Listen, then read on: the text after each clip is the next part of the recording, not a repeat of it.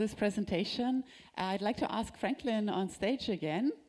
And let's kick off our TE Unplugged session. As mentioned, this session is meant to dive deeper, to discuss dedicated aspects of the concepts we've just seen in a brief presentation, and better understand how they differ and also what they share. Let's first recap. So we have two principles or two cases where we apply mechanism design. One is, in Franklin's case, CK proof markets. So basically an emerging scalability infrastructure and a layer where we use CK proofs to compress and verify computation, particularly for scaling layer 2 networks. And for pricing these proofs and matching the right prover with compute available to process the proofs with those who need such proofs, we need a way to determine prices and to match those two parties. And Franklin's paper is about how to match them in a double auction. Proof markets is like an additional piece of infrastructure for layer 2s, typically. Now, on the other hand, in Tanisha's case, we have validators. This is proof of stake consensus. We want to make sure that we have a wide, diverse set of validators who are proposing blocks and submit approvals. Now, these cases are quite different. However, they share that we apply mechanism design to ensure we align incentives. And we had this term aligning incentives in the earlier conversations with what about autonomous agents in the systems and how can we make sure they don't game the system in one way. So the economic approach to secure systems is to align the incentives so that any actor, any rational actor participates without hurting the total network. This is the idea of aligning incentives. It's not paying users for doing stuff. It's like make sure that a rational actor acts in the best interest of the individual and the total network. And applying or trying to aligning incentives is the, let's say, the shared principle we can observe in both cases in DARA, double-sided auctions, improver markets, and for the reputation score. Now, I'd like to start with looking through this security lens. And first, this question to you, Franklin. CK proof pricing has been a long-standing challenge and it hasn't been solved, or there were several approaches. So we have the transaction fee mechanism, Tim Roughgarden in 2020, this paper. We have EIP 1559. We have a number of papers who are proposing enhancements to EIP 1559. Then we have a different approach, Wenhao Yang et al. Mechanism design for CK roller proofer markets, where rather focusing on the profit maximization of the matchmaker. This could also be an approach, not price finding, rather incentivizing the matchmaker. And then several networks try to establish static pricing, so better foreseeable, stable pricing for those in need for a proof. Subsidized models, we have gas-based costs of a proof, and also protocol-owned provers, Stocknet Shop, for example. So a broad variety of approaches to solve this problem, how to price CK proofs. Now, could you walk us through your double auction DARA solution and highlight some of the benefits? Yeah, absolutely. First, I would like to preface by saying that all of these alternative models are absolutely usable, and that at this point we are more looking to optimize the value extracted for everyone involved rather than to say this doesn't work, this is not the case, this works, it just doesn't work as well. So for instance, if we take the static pricing is easy, It's business friendly because the suits like to talk to each other, sign a big fat contract and be done with it, but it kills a lot of flexibility. Like for instance, if an operator, I don't know, through some hardware optimization or whatever, can decrease the cost, the proof cost by 20%, then the client will never see the value coming up for them until the contract is renegotiated, for instance. So this is something that is working, that is forecastable, but something that is not really flexible, and that basically kills in some ways the value that can be extracted for all of the people involved. Same thing on the other way. Let's assume, for instance, that I don't know, we have a heat dome over Europe and electricity prices are skyrocketing. Then the operators will pay 10-15% more for the electricity, and they won't be able to make back their cost or to carry it over to the clients. When you take the gas system, for instance, gas systems are very dynamic. They are very adaptable, but the problem is that they encompass such a much larger domain that is in some way correlated, but not actually the same thing as what you are doing, because stuff that is cheap on gas will actually be very expensive on the ZK system and vice versa. And more generally speaking, the gas prices are fluctuating with the use of the whole mainnet use, right, of the whole Ethereum blockchain use. So it will be hard to match it with the fluctuation of availability of computational power, or with prices of computational power, and so on and so on. So this is actually not a bad thing to use, but it is, I mean, the concept is actually interesting, but real implementation is too decorrelated from what we are doing to actually be useful in our case. And finally, sorry, what was the third one? Come again? There are several models. I just wonder what you just mentioned. So both tying the price to gas or have stable prices, fixed prices, is like it doesn't push proof providers or providers of proof compute to maximize efficiency and to innovate. Do you have some insights on to what extent can they become cheaper? So are we like there's a lot of efficiency gain still to make, or is it hard to, optimize prices in this market already? That's actually a very interesting question with very deep ramification. I will try to avoid going into too many technical details, not to bore the audience, but I would say that there are multiple ways of let's say that the goal is diminishing basically computational price, right? So you have multiple levers to act on that. The first one is energy price. I mean, it may sound stupid, but actually, in the end, everything is electricity, right? So if you can move your company to somewhere where electricity is cheap, mechanically you will decrease the price. That's the first thing. Then one layer above, you have hardware. Even if we are not in the glory day of CPU evolution where we had twice the power every 6 months, you still have incremental improvement in CPUs. So a proof that was costing X 1 year ago is now costing maybe 0.8 or 0.85X instead. One layer above again, you have the implementation. Proving system are programs. Unlike every program, they can most of the time can be made faster, right? Memory patterns, CPU usage, parallelization, porting from CPU to GPU, and so on and so on. So yeah. And finally, you have the highest level, which is basically operational cost, right? If you are a company and you can work with 10 guys instead of 15, then that five less to pay, and that's the same amount of money will be carried over to the effective price of your proofs. And finally, at the very, very top, it's how do you want to run your prover? Like a lot of people currently are using machines that are based on AWS or GCP cloud instances, but we found practically that these machines are really not cost efficient at all for intensive computations. On a lot, and I mean like at least 50% of the money can be made back just by switching to bare metal computers, for instance. So a lot of levers to move, and some of them are long term, some of them are short term, and some of them are middle term. Okay, makes sense. One alternative method, I mean, with your double auction principle, you are trying to establish a completely open market for CK proofs. The exact opposite would be protocol-owned provers.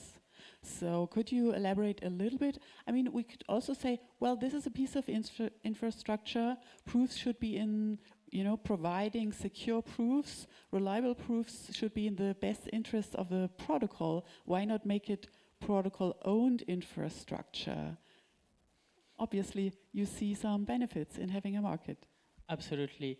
I would say there are two main components to it. The first one is an ethical component in some way. So we like to see information flowing. We like to see decentralization.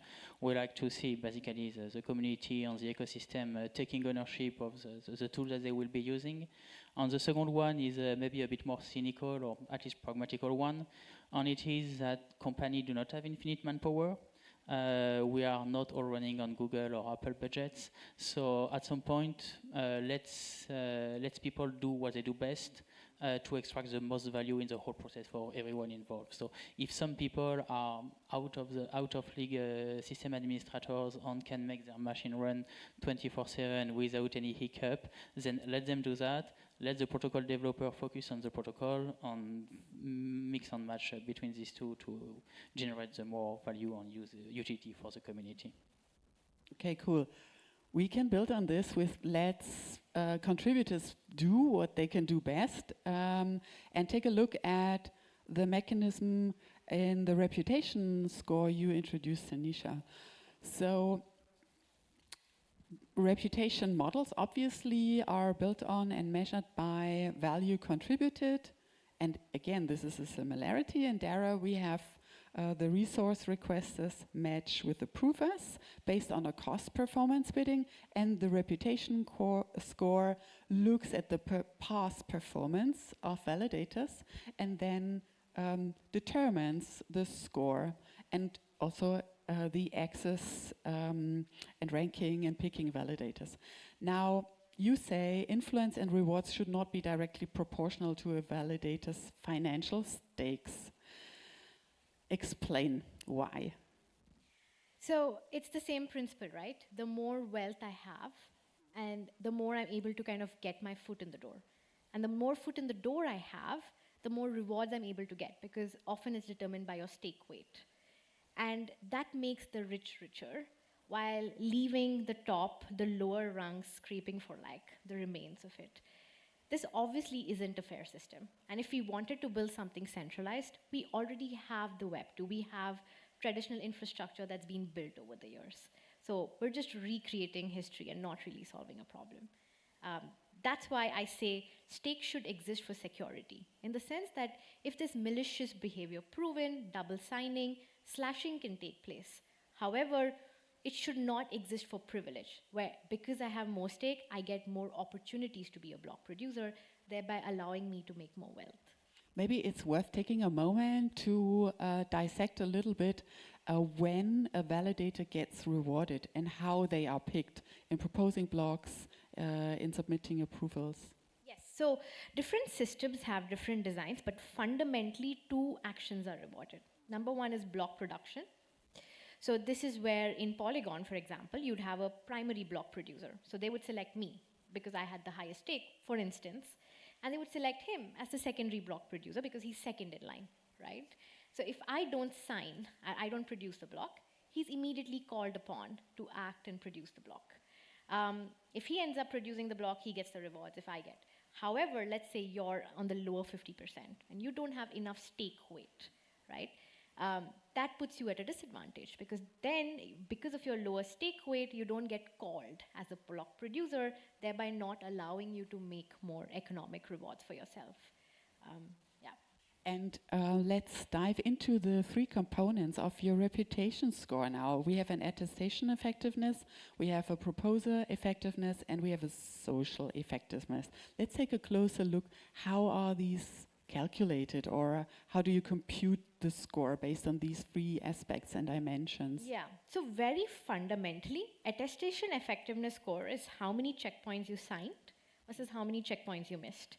So in Ethereum, they do it with inclusion delay. They see like you were supposed to include a transaction in block T, you did it in T+1. If there's a higher inclusion delay, the lesser your rewards. This is normalized over your active time because it's unfair. If I've just joined now, I've attested fewer, so it doesn't mean I should be getting a lower score. So we normalize this over your active epochs, which is how active you've been. The second one is block production. Simple. How many blocks did you produce versus how many blocks did you miss? Normalized over your active time. Also, we use something called as probability here, which means because I have a higher stake weight, I have a high probability. That should reflect in the score, right? So you also normalize it with the probability of producing blocks. And the third one is very, very modular. So at Avail, social effectiveness score, we've defined it as your cloud provider selection, the location you come from, because we want to kind of reduce single points of failure. In Polygon, social effectiveness was more focused on governance participation. So it's very modular in two ways. One, what's important to the network, and two, the weights. So I can say 70% of your score is block production, 20% is attestation, 10% is social effectiveness. So you can customize that based on how the network distributes rewards.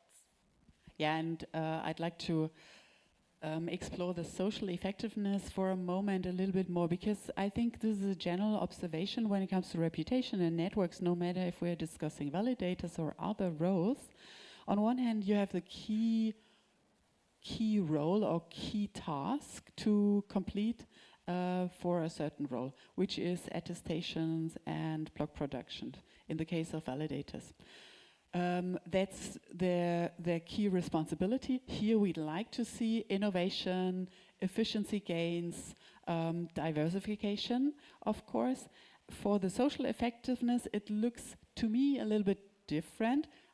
On one hand, any ecosystem tries to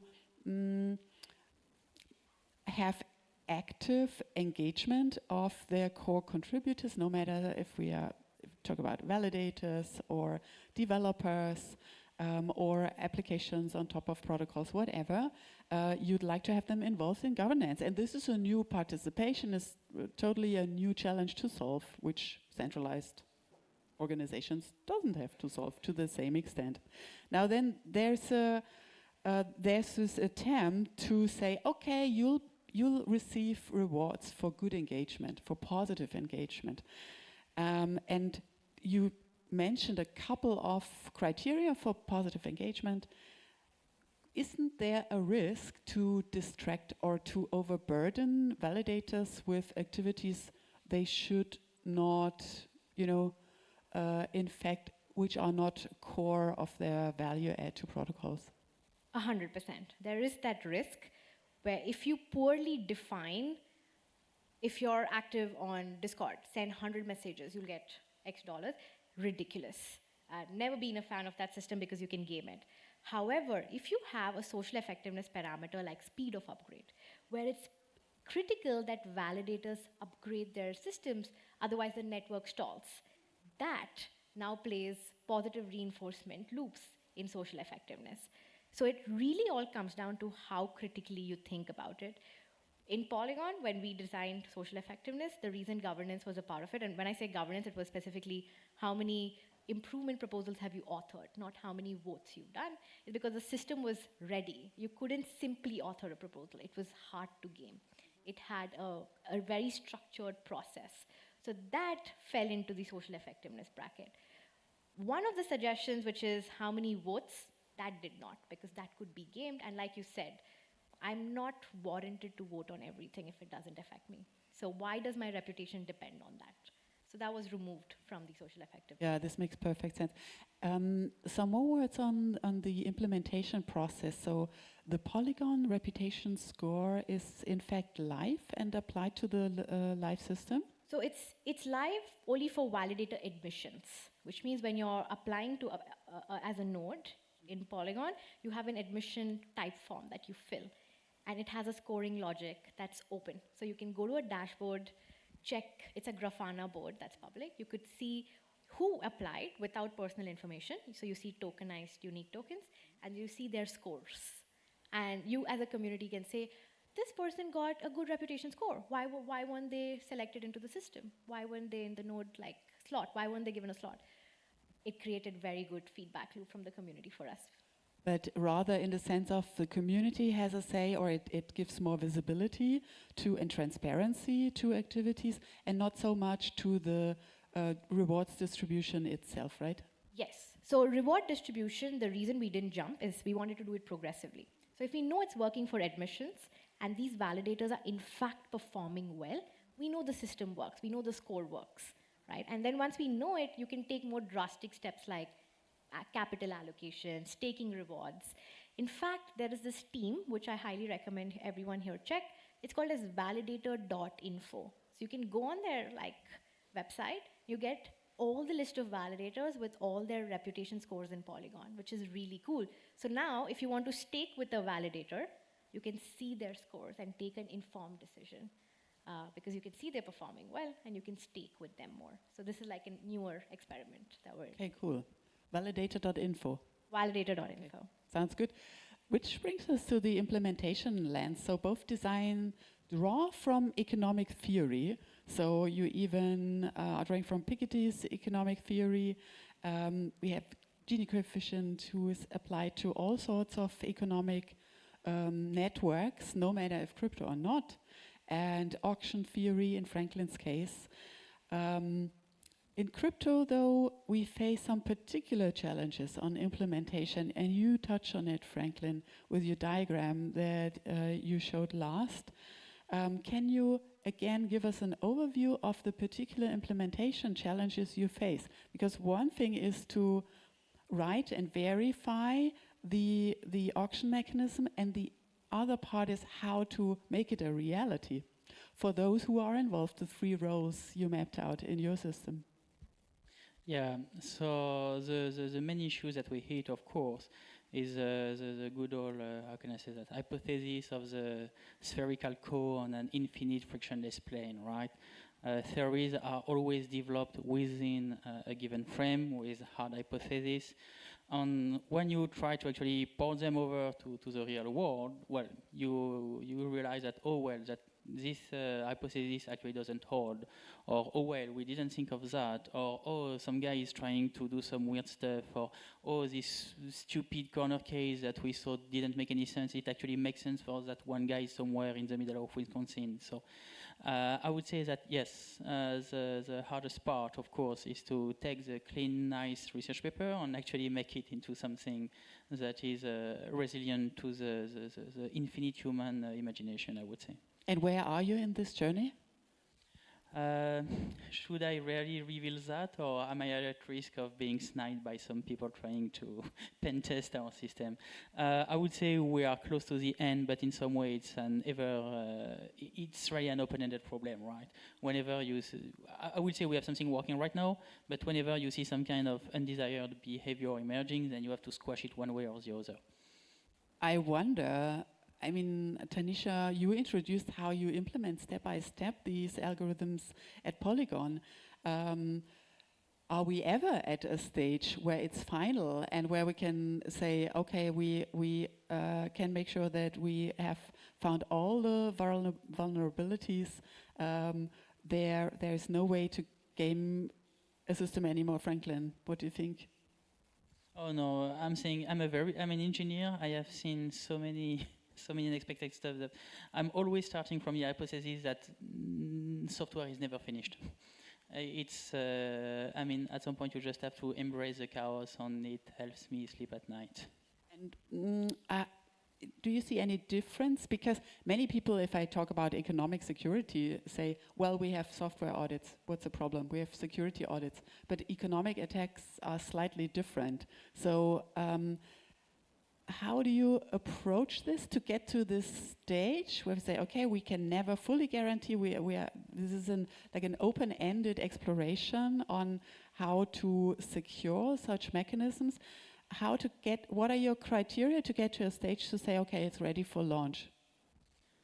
When the deadline is coming in? No, more seriously, we are, I would say, at some point you have to accept that there will be attempts, there will be, I wouldn't even say necessarily attack, but unexpected stuff happening, bug being revealed or whatever. So I would say we're kind of working like a counterintelligence service.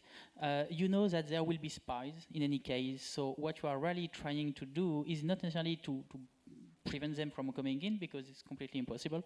But what you are doing is you are just taking the problem one step further, and you are setting up monitoring, you are setting up inspectability of the system, you are setting up all that kind of, let's say, facilities that are helping you to not block everything, but be able to immediately detect when something goes wrong, find what is going wrong, and have some contingency plan to actually address the stuff going wrong.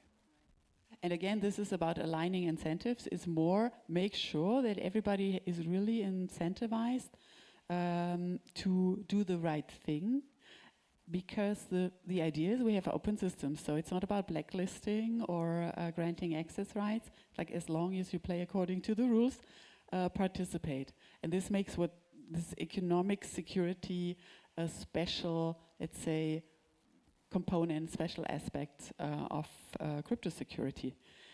Tanisha, you also gave us an overview how you step-by-step implement and roll out the reputation score. The first component you need is data. So what data do you use for defining a reputation score? So it's a multi-fold process. The first data is just surveying validators. This is me getting a lay of the land, right? This is where we ask them, do you think how many years of experience you have? And then checking whether there's a correlation between experience and performance. So does that mean that validators with higher experience tend to have a better performance? So this was the first study. The second was a company study, which is what is the vision of the company? What are their goals? So this is where the social effectiveness is modular, right? For some companies, it's diversity of validators prioritized over governance. So the lay of the land is that. And then the third one is for the reputation score itself. These are fairly like on-chain. So even when I say governance, I'm not speaking about temperature checks that we do on forum. It's the actual on-chain vote that they cast. All of these are fairly on-chain and traceable. It's just that once you know where to pull them from, you can pull them, apply the formula, check the epochs that they've been active on, and show. So validator.info has already kind of done that. They've taken that on-chain data, applied the formula, and kind of put it out on their website. Okay, that's cool. That sounds comparably easy to other reputation mechanisms. Cool. Then next step is the algorithm itself. So how to compute the exact score.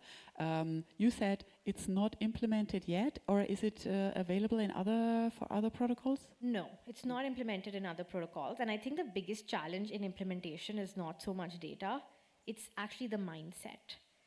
How do you convince protocols to invest in this? Because your reputation needs to sit on an identity, something that I can take and show you and say, look, this is my reputation, in a way that's secure. Do protocols want to invest in this? Is it easier for them to run their own foundation nodes and keep the system secure? Or do they even want to invite external node operators? I think that's the bigger challenge today. Which brings us to robustness and manipulation. Again, there are attack vectors. So you said, for example, simplest attack vectors, if you vote, you can increase your reputation score. That would be comparably easy. Are there other aspects maybe to highlight where it's particularly hard, or where you worked hard to make it hard to gain the score? So whenever we design like reputation, we make it a point to check for attack vectors. This is how we eliminate. We make a list of everything we want, and then we start eliminating, which is we cannot have GitHub contribution, for example, PRs, because that can be gamed, right? That's how we kind of down select our ideas. There are always attack vectors, but that doesn't mean you can't go back to changing it. So given that you have a good governance system, you can go back and propose that, I want to add this to social effectiveness. I want to remove this. And then you back it up. And then the community arrives at consensus and you can change. If there's an emergency, you have an emergency governance track that allows you to change sooner. So there are always attack vectors, but given that this is less subjective, we're already eliminating a lot. All of this is purely performance on-chain metrics. It's as objective as they can be. I was just about to say the attestation and block production side is probably pretty much reading activities, right? Yeah, exactly. And then when you tie incentive and capital allocation to it, it becomes a self-regulating system. Because now higher reputation, you're more incentivized to perform for the health of the network. The more you do, the more incentivized you get, rather than the more stake that's just sitting there. And the final step for optimizing such algorithms is always evaluation. So there are networks who in fact ran A/B testing on reputation. So for example, definition of reputation based on expert assessment versus algorithmic assessment. Is this something a direction you explore?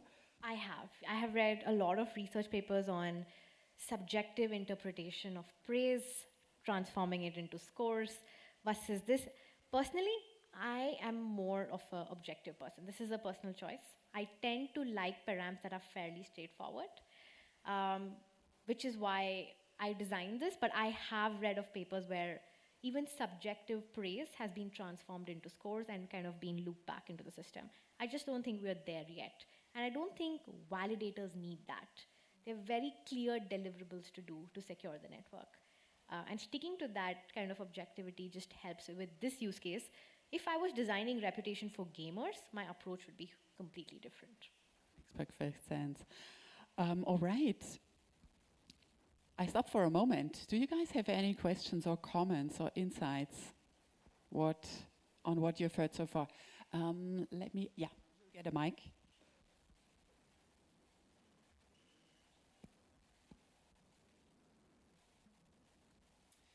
Thank you for... Oh yeah, there we are. Thank you for both very interesting talks. My question is for Tanisha. My name's Ellie, by the way. So when it comes to the objective measures, and so my expertise is more in the Ethereum validator ecosystem for the mainnet, which you haven't really discussed. But and Cosmos, which is completely different. But in this case, the objective measures are performed through the code, and there is a process by which the clients, the validators, are kind of in a process of interrelated observation of each other's behaviours around attestations and rewards. For people who have attempted to run a home validator, solo stakers, the things that you're saying would increase reputation, such as, whether you've successfully produced a block. They're limited by factors such as your internet connection, not by your stake. They're limited by actual things in the world, whether you're moving house and need to move your machine. So you're suggesting actually in this case that those with more capital who can run them in the cloud via Amazon, in data centers or in, on their own servers with massive capital would actually benefit from reputation, from what I'm hearing. When the kinds of things that we need to be rewarding and incentivizing, if you break down the actual roles that validators do, which I think, people like Barnaby, from what I have listened to and read of his work, are trying to do, what are the actual roles in a granular way that we should be rewarding, and which actors are performing those roles, and how do we actually reward security of the network, which in this case is rewarding probably home validators much better than we are now. And then we have factors like liquid staking, which there's more incentive to be a liquid staker now than to actually be a home validator in terms of the rewards that you're going to receive. So for me, it needs to happen through the protocol itself, but the protocol itself needs to be adapted fundamentally to identify which contributions to the network are important. And I'm not sure your ranking system is doing that. That's why I'm curious of your response. So just to rephrase and understand your question better, are you saying that we need to get the protocols to adapt this right within their systems of how they allocate rewards, or? Yes. Yeah. So it is already a reputation system, is what I'm saying. The code itself is, in Ethereum's case, the protocol is a reputation system. It's rewarding and penalizing based on the validator machine's behavior according to rules which are set by the client. So, and agreed to through various governance processes. So that is the thing that needs fixing. I agree, but like I don't think Ethereum looks into social effectiveness score, does it? Like it looks at block production, it looks at checkpoints, but it doesn't have more granularity into skin in the game parameters for what the validator, the speed of upgrades, the governance participation, their skin in the game. Is that granularity existing in Ethereum? So, I mean, it's not necessarily able, I mean, we know, for instance, what the proportion of nodes are and validators are being run by large companies, for instance. In many cases, so they're not participating directly in governance unless they're sitting in on dev calls, presumably. Different with other blockchains, I agree. I mean, we can have this conversation later, but the point is the social and technical dimensions are interrelated to the extent that we should be able to deal with this through the protocol design. And I don't think you can say that, just because this large company has a large proportion of the stake, that they're not going to be good at governance. I mean, my experience with Cosmos validators is in fact that they care a lot more about the longevity of the networks than delegates, people who are delegating to them, or people who are voting independently often. So I think that, that it's much more complicated than that. And if they're performing their functions well, that's good. Security, however, is the core issue around someone like Coinbase running a vast majority of validators for a network, right? And often they won't participate because they understand that conflict of interest in the Cosmos chains examples. So there's also, so I think you can, in blockchains anyway, we can talk about this later.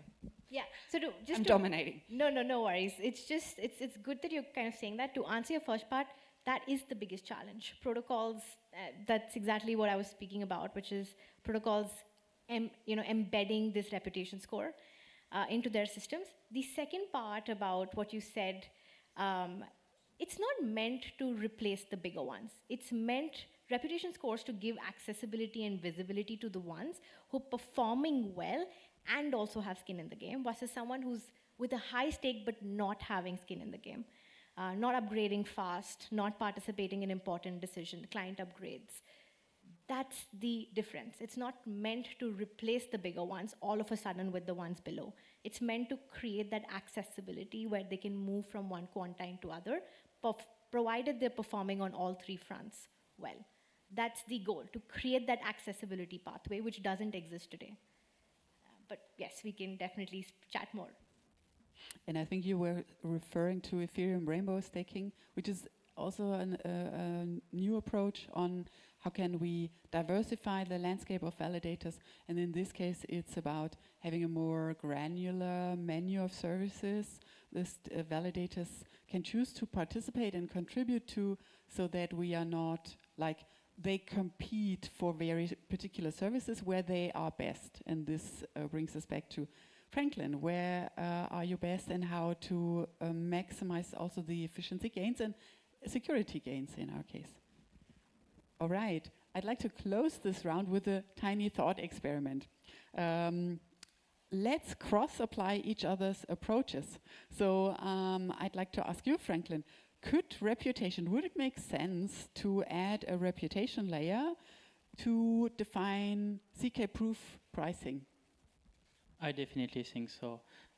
When you take a look at the existing real-world, real-life auction market, none of them are completely open, right? It can be the bulky guy at the farmer auction, it can be your Swiss passport at Sotheby's, or it can be the SEC at Wall Street. But in any case, you always have some kind of more or less explicit barrier to entry. And this is an issue that we hit as well, because when we are thinking of things that can incapacitate or damage a network, we are always thinking about some vicious, hyper-smart hackers from wherever in the world. But the most issues that we have were actually coming from what I would call involuntary attacks. So it can be people running the software wrong. It can be people mishandling their network stack. It can be people not updating stuff. I mean, a lot of issues are actually coming from non-problem, non-hostile actions. And I think that I'm actually completely convinced that a reputation measure, reputation-based barrier to entry, that shouldn't be like hermetic and be once for all, right? It's more like go, get out, sort your shit, get your ducks in a row, and then come back, right? And I definitely think that this is the next step for our own system. Because on the one hand, we don't want to lose time and to lose money giving proof to people that cannot actually handle them. But on the other hand, we still want to give chances to these people that are just clumsy or not really hostile. And we need to give them a way to re-up their reputation with us so that they can re-enter the system for the greater benefit of everyone involved. So yeah, I'm pretty sure I'm absolutely deeply convinced there is a lot of synergies between the two. Right, and Tanisha, would it make sense to implement a market design for validators? You mean the bidding market design? Bidding market, yeah. I mean, if you look closely, it is that. Either through your capital or through your stake or through your delegated stake, you are technically bidding for a slot. So in a way, we're already at that system. So you're increasing skin in the game, in a sense. Yeah, but it's also a problem in that sense that now the wealth, what about the economic angle of it? It's secure, sure, you're putting in skin in the game, but what about the rich being richer and continuing to dominate the network? How can you have both skin in the game and the economic accessibility to rewards? So that's the real challenge. So not sure if it's a good idea to combine. It is a good idea to combine. Like, stake should exist. Like, reputation is never meant to replace stake. A minimum accessible stake should exist for slashing, for corrective behavior, for security. But reputation should exist for fair opportunities. And what that reputation is for different networks will vastly depend on their mechanism design. Any final comments from the audience? Okay, let's wrap it up. Thank you. Oops. Do we have? Yeah, we still have time, no problem. Thanks. So I had a question for Tanisha, also on sort of robustness and security. How do you think about civil attacks? Like, ultimately, if your goal is to, have less giant operators and, have like more little guys in the game, how do you worry about like giant operators pretending to be a bunch of little guys, and like how do you defend against that? That's a great question. So in my earlier talks, I'd always spoken about reputation sitting on an identity system, a ZK identity system. I didn't speak about this time because it was focused more on this, but every time I think of reputation, I think of it sitting on an identity, and we did this with Privado ID at Polygon. So you had a basic identity system. Whatever your admission score is would sit on that. You do KYC, of course, to get that, and then you could use that to enter the system as a ticket, as a very valid ticket. That's how we've been thinking about Sibyl resistance. Okay, thanks. All right, any more questions? Good. Oh, yes.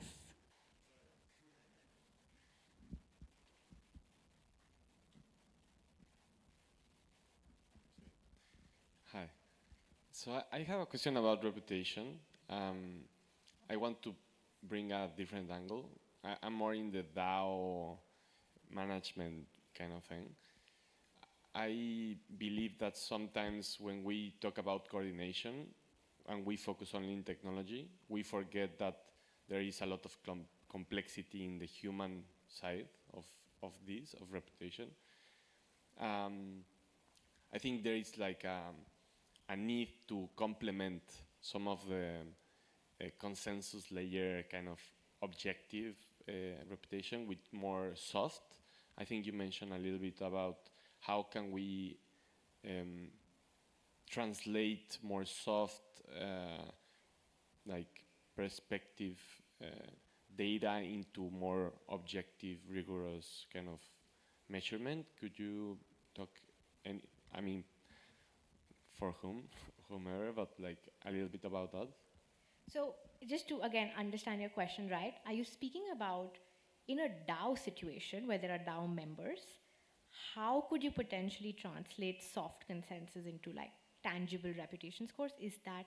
Yes, I think that's mainly it. That's a very tricky question. So I've worked initially when I was new in the space. I used to work for this company called as DAOLens. What we used to do is we used to do onboarding. So you'd join a Discord, you'd go through a really nice onboarding flow, say, what's your purpose? Why are you here? And then based on that, we would give you like a tag on Discord. And that would become reputation. That's literally the simplistic way we started. Turns out it's gameable and everybody gamed it. So we had like grants tied to it, we had community incentives tied to it. Terrible idea. Learned it the hard way. I don't have an answer to your question. I need to understand more about your DAO and the objectives to be able to say, how can we tie soft consensus into like hard reputation that's not gameable? It really depends. My favorite way to do that often is vote escrows. It's not soft, it's definitely like a escrow contract, you lock your tokens in. And based on how long you lock, how much skin in the game you show, you get a multiplier. I tend to love game theories like that. Because one, it's healthy for the tokenomics, and two, it's also skin in the game. Like the longer you lock, and it's also not necessarily wealth-based, because he can have a lot more wealth, lock it for 1 year, I might have lesser, lock it for 4 years, I get a multiplier that might make me equal to his voting power, or maybe even more. So I'm more into those kind of ways to see how do I bring in some game theory angles with vote escrows in DAO systems, especially if you have a token or an NFT. Okay, great. Thanks so much, everyone, for this free sessions and the TE Unplugged discussion. I think we are ready for lunch. We'll see you again at 2, where we continue with another 2 talks and a TE Unplugged session. So happy to have you back, and thanks for now. See you at 2 p.m.